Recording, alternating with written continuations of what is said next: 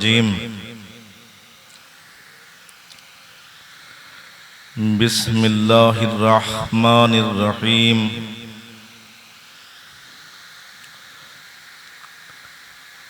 अल्हम्दुलिल्लाहिल्लज़ी हदाना लिहाज़ा वमा कुन्ना लिनहतदिया लौला अन हदानल्लाह। लक़द जाअत रसूलु रब्बिना बिलहक़। अस्सलातु वस्सलामु अला रसूलिस सक़लैन महबूब रब्बिल मशरक़ैन जद्दिल हसन वल हुसैन मौलाना बिल क़ासिम मुहम्मद। अल्लाहुम्मा सल्लि अला मुहम्मदिन व आलि मुहम्मद व अला आलिहि त्तय्यिबीन अत्ताहिरीन अल मअसूमीन अल मज़लूमीन अल मुंतखबीन अल मुंतजबीन व लअनतुल्लाहि अला अअदाइहिम अजमईन।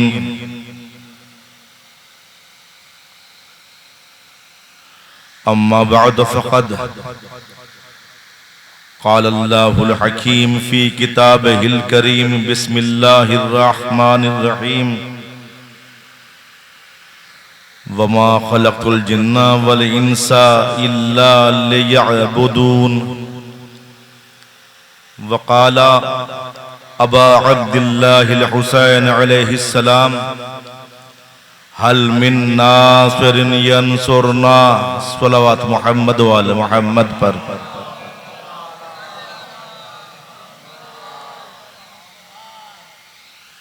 बरादरान ईमानी, चूंकि कुछ नौजवानों की तरफ से हजरत ज़हरा सल्लल्लाहु अलैहा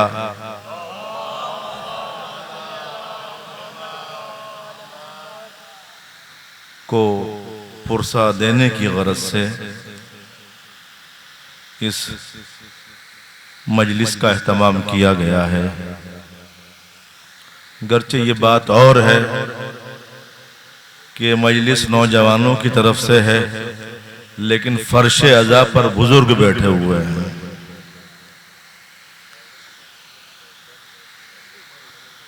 और कुछ सामने बैठे, मैं अभी हाजिर हुआ हूं तो रास्ते में काफी नौजवान मुझे मिले हैं बाहर, और आज ऐसा महसूस हो रहा है कि मैं जौली में नहीं मजलिस पढ़ रहा हूँ। क्योंकि हाँ, मैंने देखा है कि जाकिर के मिंबर पर आने से पहले मोमिनीन पहले तशरीफ ले आते हैं। मगर मैं जो बाहर बैठे हुए हैं, खड़े हुए हैं नौजवान, उन लोगों से एक गुजारिश ये जरूर करूंगा कि अक्सर व बेशतर मैं ये बात कहा करता हूँ कि अगर आप किसी चमन में जाइए, किसी गुलशन में जाइए, तो वहां शाखों पर तरह तरह के फूल नजर आते हैं। किसी पर गुलाब, किसी पर चमेली, किसी पे सोसन, किसी पे सुंबुल, अलग अलग फूल नजर आते हैं। लेकिन हर शाख पे फूल बहुत खूबसूरत लगता है। लेकिन जब उन फूलों को तोड़ लिया जाए और तरह तरह के फूल तोड़ने के बाद उन्हें गुलदस्ते की शक्ल दे दी जाए, तो उनकी खूबसूरती में और ज्यादा इजाफा हो जाता है। यानी वो जब तक बिखरे हुए थे यकीनन खूबसूरत नजर आ रहे थे, लेकिन जब मिल गए तो उनकी खूबसूरती में और इजाफा हो गया। तो ये दूर दराज फूल बिखरे हुए हैं, अगर ये फर्श अज़ा पर तशरीफ ले आए तो मैं अपने गुफ्तगू का आगाज करूंगा। और मैं आपकी खिदमत में ये बात भी इब्तदा में अर्ज कर दूं, चूंकि मेरा अपना एक मिजाज ये है कि मेरा ज़्यादातर जो खिताब होता है वो नौजवानों से और जवानों से होता है। क्योंकि दौरे हाजिर में जो हमारी जिम्मेदारियां हैं उसी के मुताबिक चंद बातें मुझे अर्ज करना है। उसके बाद जो मेरा मौजू है कि असल मुहिब अहले बैत कौन है, वो बातें मुझे आपकी खिदमत में, वो मारूजात आपकी खिदमत में अर्ज करना है। मैं इब्तिदा में, हालांकि ये तमहीद वराए तमहीद है, लेकिन इसको बड़ी गौर से सुनिएगा। मैंने एक आयत और एक हजरत अबा अब्दुल्लाह हुसैन अलैहिस्सलातु वस्सलाम के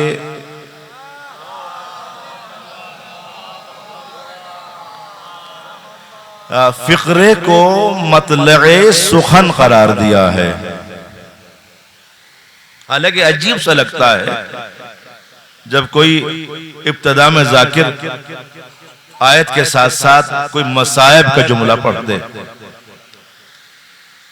लेकिन ये हमारी और आपकी सोच है, हमारी और आपकी फिक्र है कि हल मिन नासिरिन यंसुरना, ये मसायब है, नहीं फ़कत मसायब नहीं है। ये ज़हन आली में रखिएगा। चंद बातें बिलखुसूस नौजवानों से, बुजुर्ग मुझसे बेहतर जानते हैं, ये मसायब नहीं है जाने गिरामी। हाँ, ये मसायब तब है जब इस फिक्रे पर अमल ना किया जाए।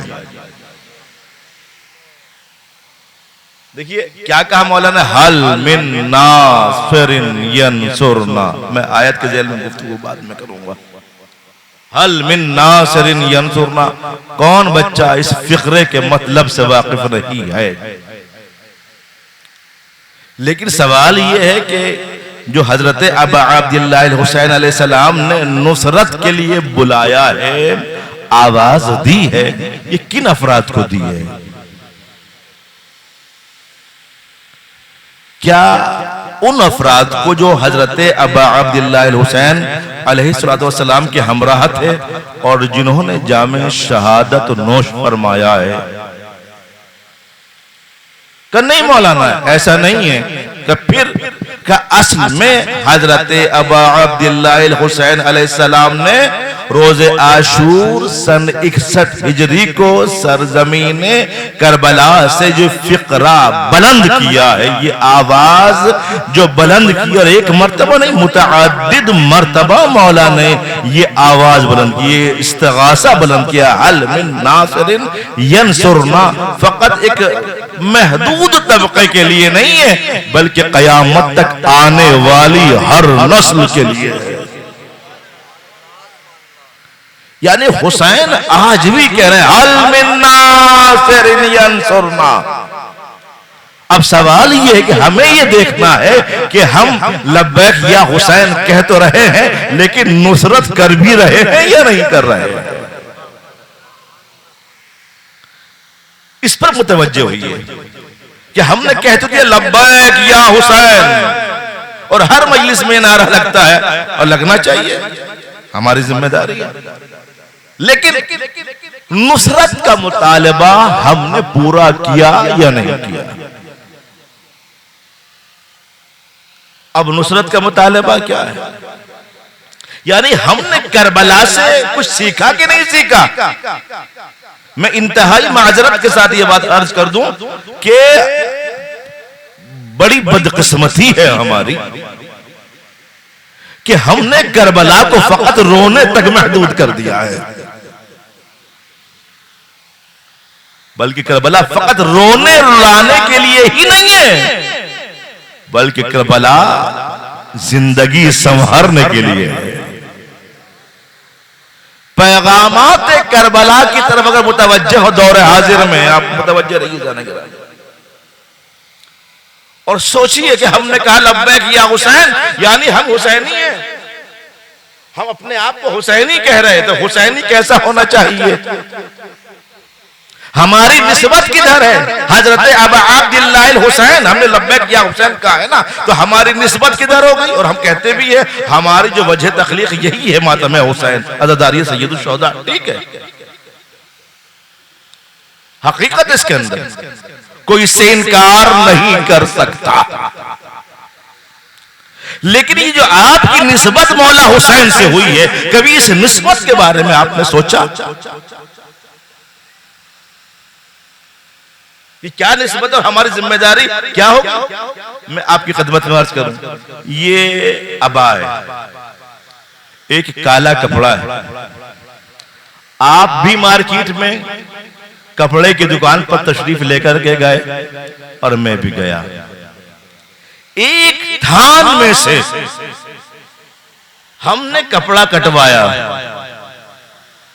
मिसाल के तौर पर मैंने कुर्ते के लिए कपड़ा खरीदा, आपने अलम के लिए खरीदा। थान एक ही है, जिस कंपनी ने बनाया, जिस फैक्ट्री ने बनाया, वो भी एक ही है। अब जो मेरा कुर्ता है मैं उतार के जहां चाहूं वहां फेंक दूं,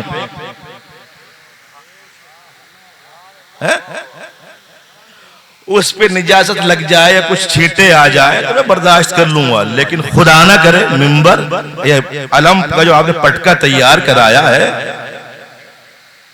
उसको आप चूमेंगे भी। चलिए, क्या मैं भी कपड़ा भाई से लाया हूं ना, मेरा कुर्ता चूमा आपने? नहीं।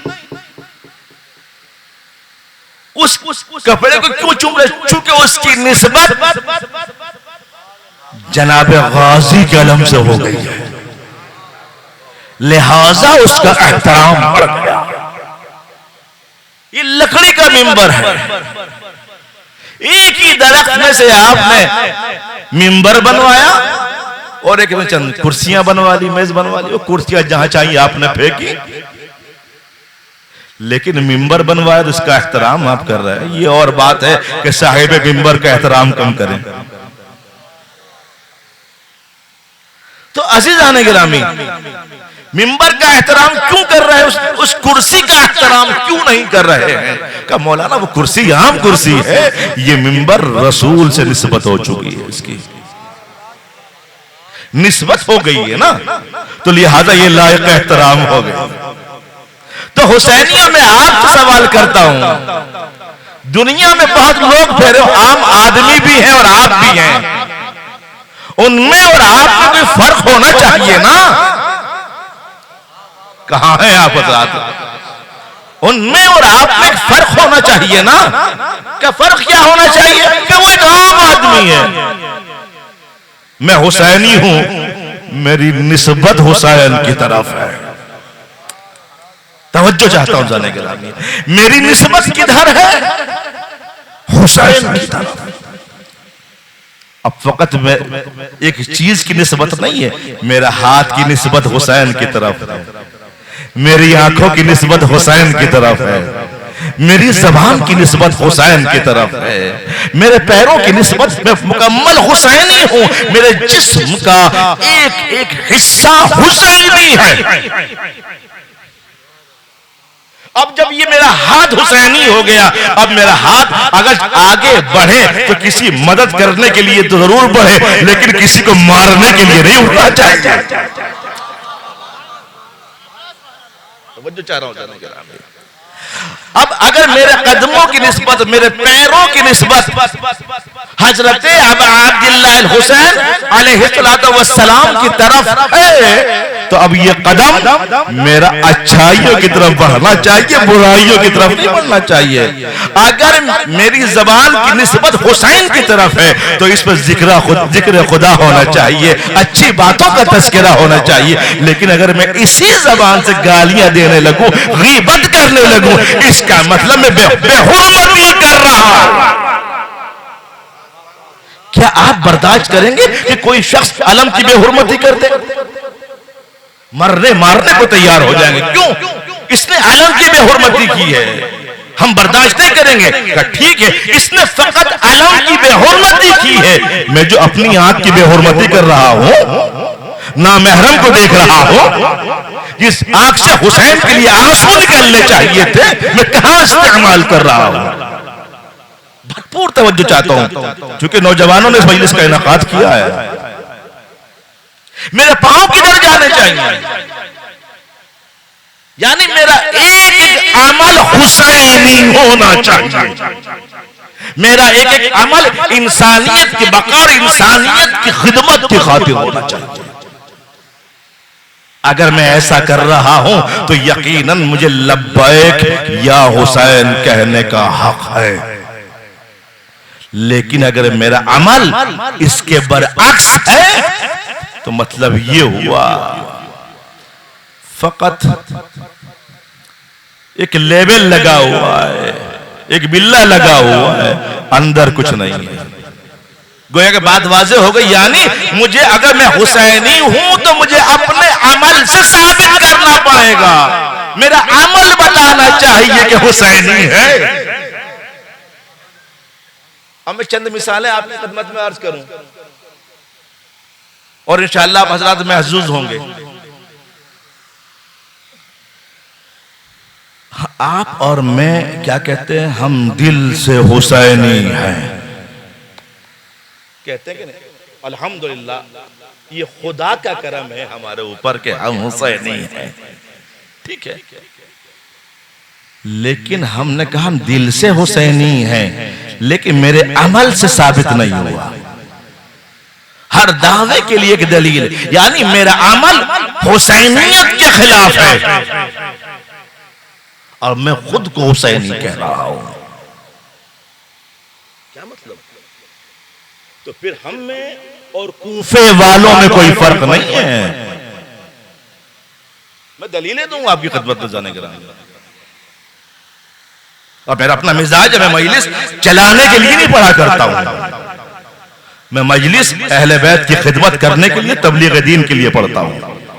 मैं अवाम की खुशनूदी के लिए मजलिस नहीं पढ़ता हूं जाने के लिए। मैं अपने इमाम की खुशनूदी के लिए मजलिस पढ़ता हूं, क्योंकि राज़िक मेरी अवाम नहीं है, मेरा खुदा है।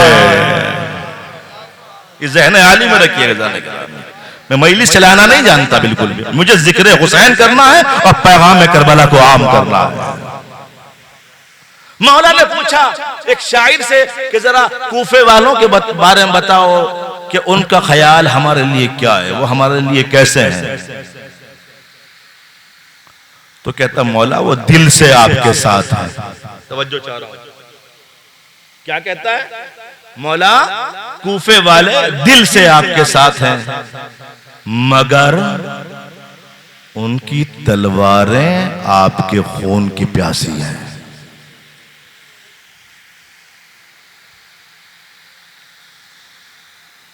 दिल से किसके साथ है? बात वाज़ेह हुई। दिल से तो साथ हैं, लेकिन अमल हुसैन के खिलाफ है, अमल अहले बैत के खिलाफ है। अब बताइए, आप सोचिए, तो क्या इसको हुसैनी कहेंगे? जिस वक्त अहले हरम का लुटा हुआ काफिला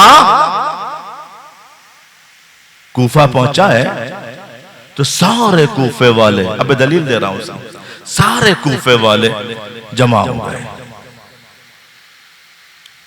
और रोते हैं। गिरिए की आवाजें बुलंद हो रही थी। खिताब किससे है? हजरत सानिया ज़हरा सल्लल्लाहु अलैहा से।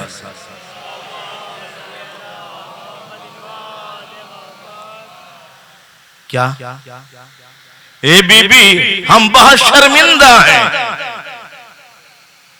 कि हम करबला ना जा सके, आपके मां जाए को ना बचा सके। मगर बीबी अब हम आपकी खिदमत में हाजिर हैं, आप जो हुक्म देंगी वो हम करके दिखा देंगे। देखिए, मैं यहां पर रुकने के बाद एक जुमला, ये बात कहना चाहता हूं कि मैं ज्यादातर इस बस्ती के उलमा से तकरीबन सभी से वाकिफ नहीं हूं।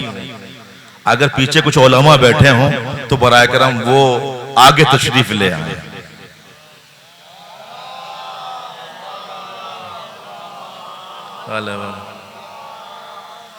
सल्लल्लाहु अलैहि मोहम्मद वाले मोहम्मद पर।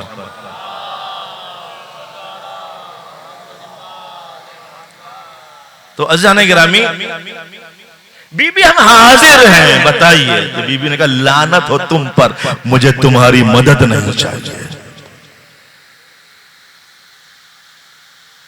बीबी आप क्या तलवारें लेकर के चले? कि नहीं, मुझे तुम्हारी मदद नहीं चाहिए। मेरा माजा आया, मारा गया, तुम कूफे में बैठे रहे।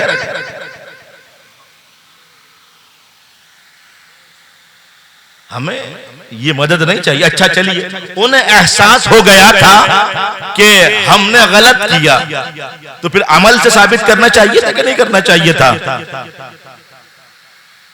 कि अमल से क्या साबित करना था? कि कम से कम जालिमों से अहले हरम को रिहा कराना चाहिए था, तलवारें निकाल लेनी चाहिए थी। लेकिन फकत रो रहे थे, तलवार नहीं निकाली, दावा कर रहे थे, दलील नहीं थी। नहीं तो दारुल इमारा पर हमला कर देना चाहिए था, दारुल इमारा को गिरा देना चाहिए था, इब्न ज़ियाद को मार देना चाहिए था, वहीं के वहीं कत्ल कर देना चाहिए था। लेकिन फकत कहा, रोए, कहा, एहसास है हमें, लेकिन अमल से साबित नहीं किया।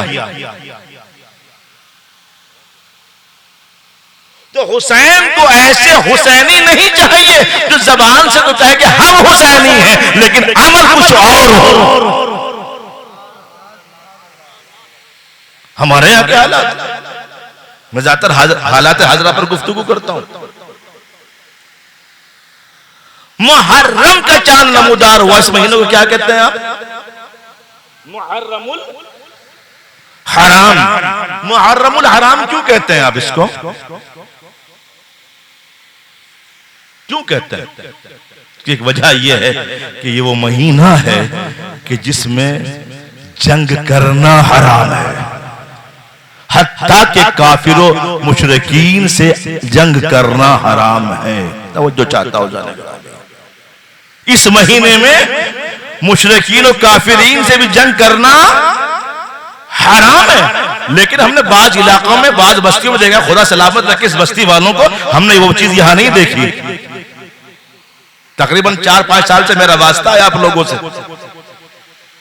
भले 1 साल के बाद आया हूं आज,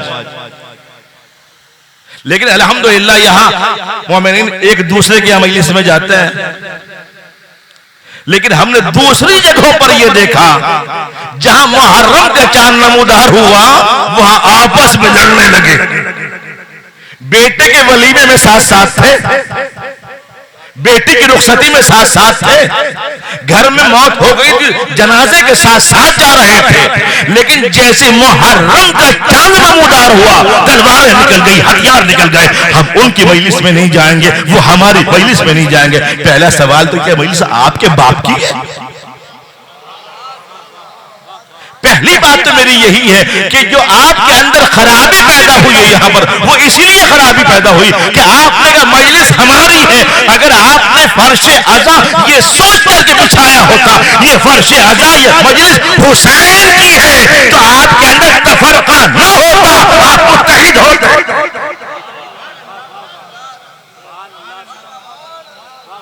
तो जो कौम दूसरों को पैगाम इत्तेहाद दे रही हो, जो हुसैन के गम में रो रही हो, मुहर्रम के चांद नमूदार होते ही कोई कौम सीना और सर पीट लेती हो, रोती हो, एक की मजलिस में एक नहीं जा रहा, क्या मतलब भाई? ये क्या कर रहे हो? क्या यही है हल मिन नासिरिन यंसुरना का जवाब? वो 72 थे कसम खुदा की, लेकिन सबकी फिक्रें एक थी। कोई किसी का मजाक नहीं उड़ा रहा था, कोई किसी की तौहीन नहीं कर रहा था, बल्कि हाँ एक चीज वो सबकत सब ले जाना चाह रहे थे। हबीब चाह रहे थे अली अकबर बच जाए, पहले मैं शहीद हो जाऊं। जवान चाहते थे बुजुर्ग बाद में जाए, पहले हम जाएं। बुजुर्ग चाहते थे कि हम पहले जाएं, जवान बाद में जाएं।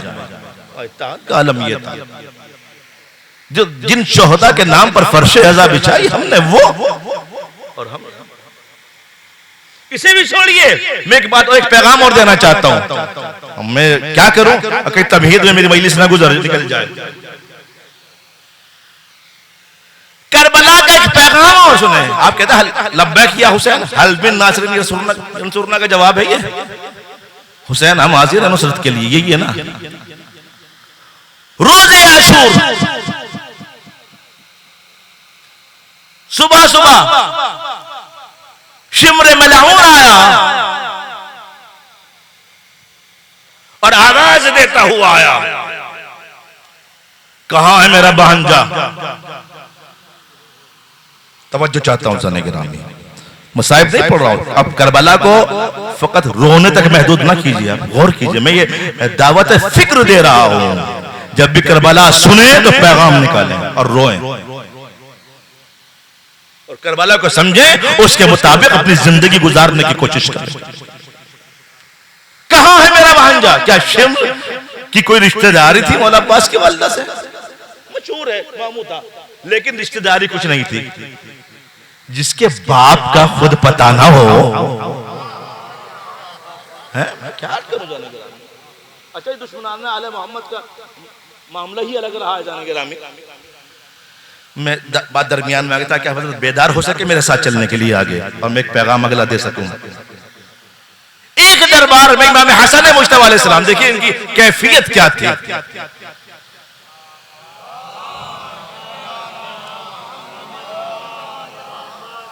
किसी का बाप नहीं है, किसी का पता नहीं। मैं आप देखिए जाने गिरामी, गौर कीजिएगा, आप खड़े हुए हैं और इमाम को छेड़ा जा रहा है, आपके पास बचा क्या और क्या नहीं है मेरा, और इमाम को डिस्टर्ब किया जा रहा था। इमाम खड़े हुए अपने बाबा के फजाइल पढ़ने के लिए, और इमाम ने खड़े होते, मैं एक जुमला सुनाना चाहता हूं, उसके बाद अपनी बात पर आ जाऊंगा। इमाम ने खड़े होते ही उन सब लोगों को मुखातिब करने के बाद कहा, जुमला अगर मेरा हो तो बहरहाल बात अलग है, लेकिन इमाम का जुमला सुना रहा हूं, देखें किस तक कैसे सुनते हैं आप। इमाम ने कहा, एक गलाजत के ढेर पर उगने वाले पौधों के पत्तों, उसके बाद मौला वो बोलते हैं कि तुम हमारा मुकाबला करोगे, मेरे बाबा का मुकाबला करोगे, तुम हो कौन? तो इतने में एक शख्स मौला को डिस्टर्ब करता है और चीखता चिल्लाता पीछे से। तो इमाम ने आखिर का जब तो बाज ना आया तो इमाम ने कहा, तू वही है ना? मैं इस किस्म की बातें बहुत कम पढ़ा करता हूं। तू वही है ना कि जिसका बाप जिससे 2 साल छोटा है? सल्लल्लाहु मोहम्मद वाले मोहम्मद। देखिए मेरे हाथ में घड़ी नहीं है, अब मुझे मालूम नहीं मैं किस टाइम बैठा था। 1 घंटे से पहले पहले बोल देना मौलाना। तो मैं अर्ज कर रहा था, कहां है मेरा भांजा? करबला से पैगाम लें, कहां है मेरा भांजा? कोई रिश्तेदारी नहीं है।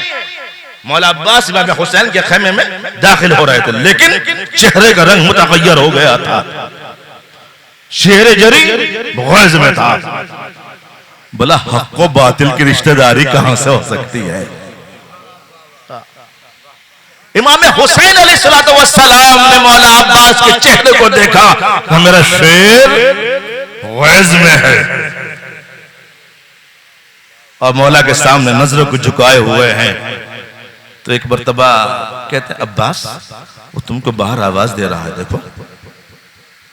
का मौला देखिए कह क्या रहा है वो, मेरा भांजा, मेरी कौन सी रिश्तेदारी है? कि अब्बास भले ही वो बनावटी रिश्ता लेकर के आया है, लेकिन रिश्ते की दुहाई दे रहा है। जाओ सुनो क्या कहना चाहता है। कहां है आप?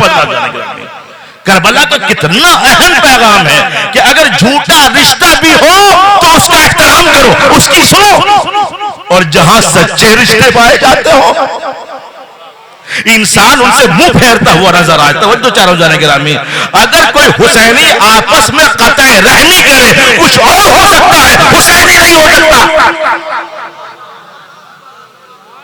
बहनों से रिश्ते तोड़ लिए, वो मेरे बच्चे की शादी में नहीं आई थी इसलिए हम भी नहीं जाएंगे। अरे 7वें इमाम के एक भतीजे जनाब इस्माइल के बेटे अली कि जो सबब बने हैं इमाम की शहादत का, सबब बने हैं शहादत का, क्योंकि हाकिम को हारून रशीद को जवाज चाहिए था कि किस तरीके से हमें कुछ ऐसी चीज मिले ताकि उलमा फतवा दे और हम उन्हें गिरफ्तार करके मुसीबत में मुब्तला कर दें। जैसे काजी शुरैह ने इमाम हुसैन सलाम के खिलाफ फतवा दिया था, वैसे ही जवाज तलाश कर रहे हैं। तो ये मिल गया, क्योंकि ये कहता था कि मेरे बाबा का हक था, इन्होंने छीन लिया, अब मैं हूं, मेरा मुझे मिलना चाहिए, यानी इमाम मैं हूं, और लालची बड़ा था। तो वहां से खत आया कि तुम आओ और हम तुम्हें इनाम भी देंगे, तुम बस कह दो कि हाँ वो आपके खिलाफ काम कर रहे हैं। मुझे पढ़ने का इरादा नहीं था, मगर मजबूरी में जबान पर आ गई बात, इसलिए अर्ज कर रहा हूं जाने गिरामी। कहा पैसा जाने का नहीं है, किराया नहीं है। सातवें इमाम के पास आने के बाद कह रहा, चचा आप कहते हैं ना मैं कुछ नहीं करता हूं, मैं काहिल हूं और अल्लाह कुछ ना करने वाले को दोस्त नहीं रखता। नौजवानों, कहा मैं जा रहा हूं बगदाद, मुझे कुछ काम करना है, नाम कुछ और लिया, चल दिया। तो इमाम ने लो पैसे लो, चले जाओ, मैं तुम्हें किराया दे रहा हूं।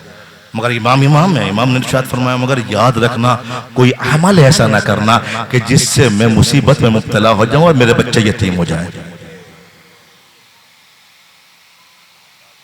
सगा भतीजा, तवज्जो चाहता हूं जाने गिरामी, पैगाम करबला क्या है। फिर मैं आयत की तरफ आता हूं। कहा वो, अरे चचा कैसी बातें कर रहे हैं, अस्तगफिरुल्लाह, मैं ऐसा कब कर सकता हूं। हालांकि इरादा वही था। जब चला गया तो जो साहबाए किराम थे, जो शागिर्द बैठे थे, मौला आपने ये जुमला किसी और के लिए नहीं कहा था, लेकिन इसके लिए क्यों कहा। क्या मैंने इसलिए कहा कि ये जा रहा है मेरी मुखबिरी करने के लिए, मेरी बुराई करने के लिए, जिसके सबब मुझे गिरफ्तार कर लिया जाएगा, मुझे कत्ल कर दिया जाएगा। मौला फिर मदद क्यों की आपने। तवज्जो चाहता हूं, पैगाम करबला क्या, पैगाम आइम्मा क्या है। मौला फिर आपने मदद किस लिए की। अगर ये आपको परवाहेगा तो मदद नहीं करनी चाहिए थी। क्या सुनो, परवरदिगार आलम की बारगाह में मुझसे मेरा सवाल होगा, बताओ तुमने भतीजे के लिए क्या किया था। इससे अलग सवाल हो, बता तूने अपने चचा के लिए क्या किया था। तो अगर कोई आपके शादी में आया कि नहीं आया, तो ये ना सोचो वो नहीं आया, उसे अपना जवाब देना है, आपको अपना जवाब देना है। सल्लल्लाहु मोहम्मद वाले।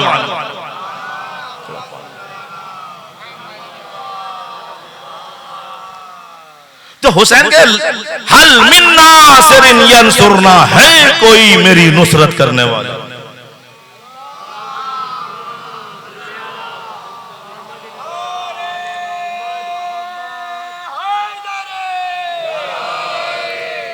मैं समझता हूं कि शायद पूरे मुहर्रम में आज पहली मजलिस में इतनी बुलंद आवाज में पढ़ रहा हूं। हालांकि मना है डॉक्टर की तरफ से, लेकिन क्या करें, जोश में बात निकल जाती है, आदमी चीख जाता है। मगर आपकी मोहब्बत है जाने गिरामी।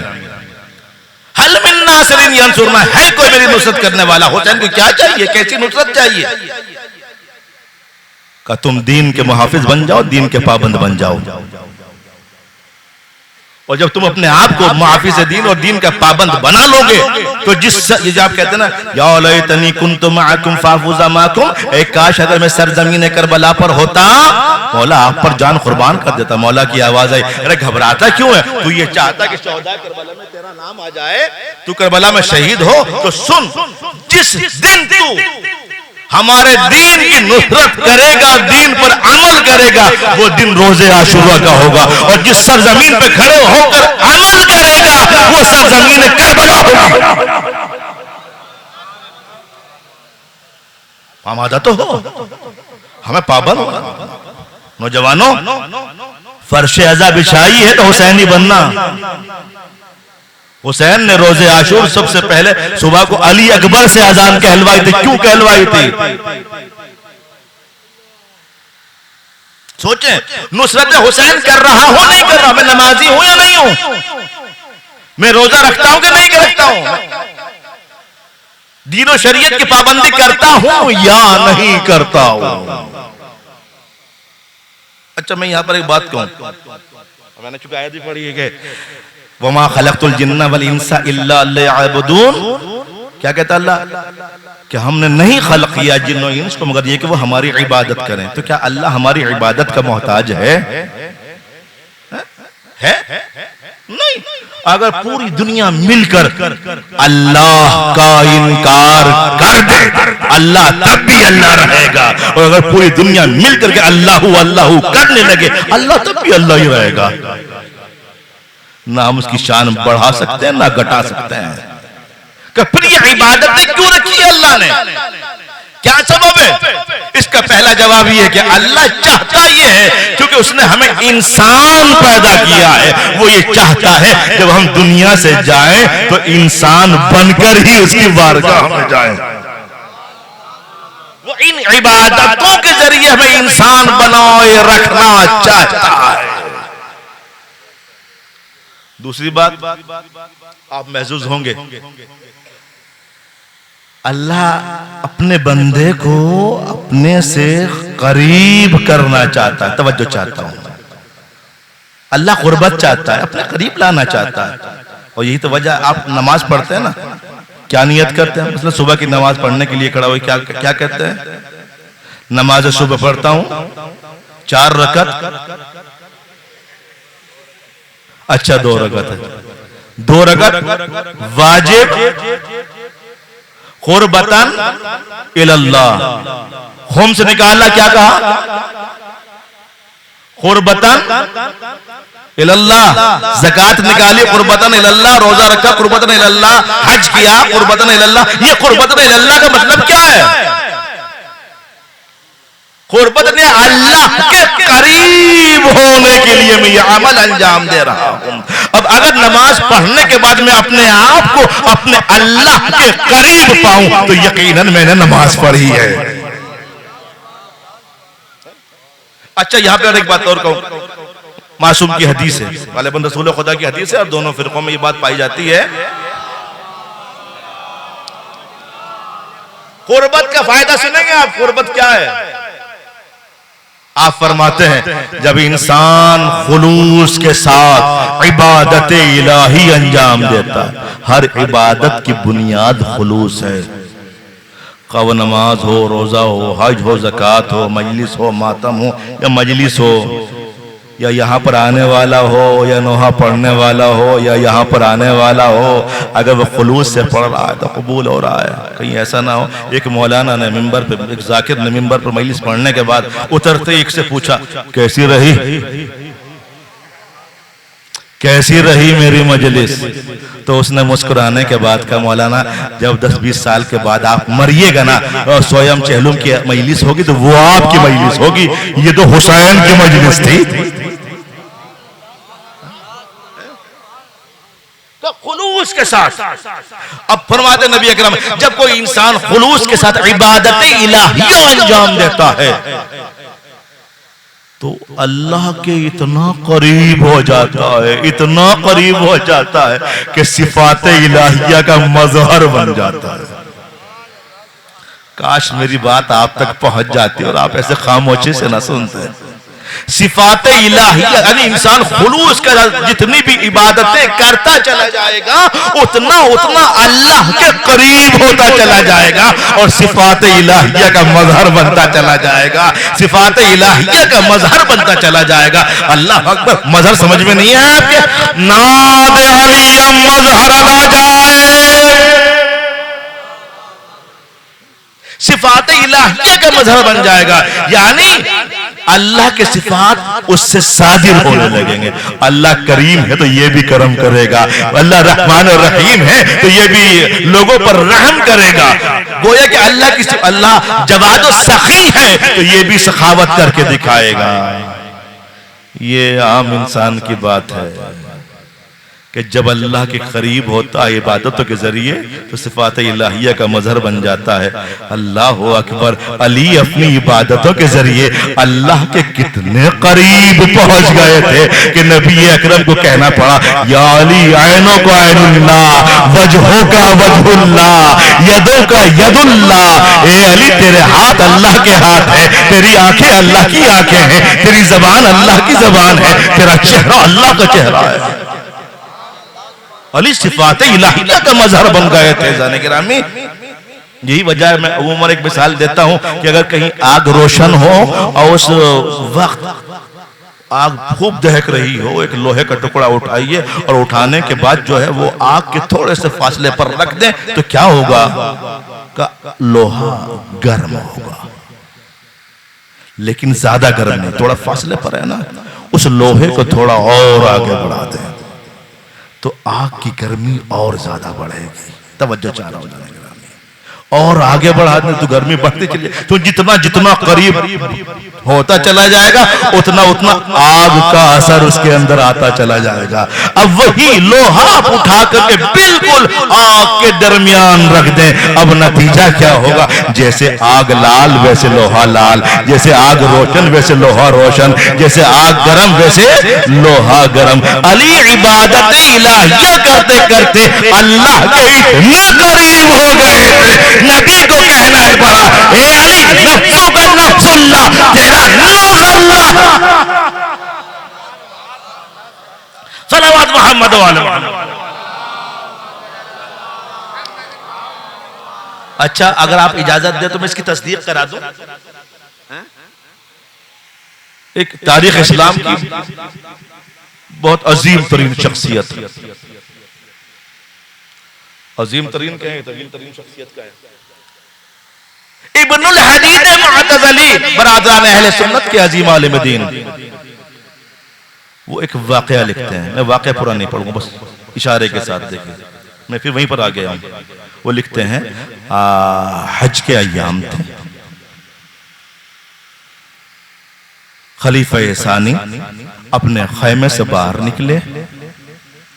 बाहर निकलने के बाद आपने देखा एक नौजवान सामने से आ रहा है कि जिसके चेहरे पर तमाचे का निशान था, जिसके चेहरे पर तमाचे का निशान था। पूछा, मजलूम लगा, शायद किसी ने इसके मारा है। करीब बुलाया, देखिए लफ्ज देखिएगा क्या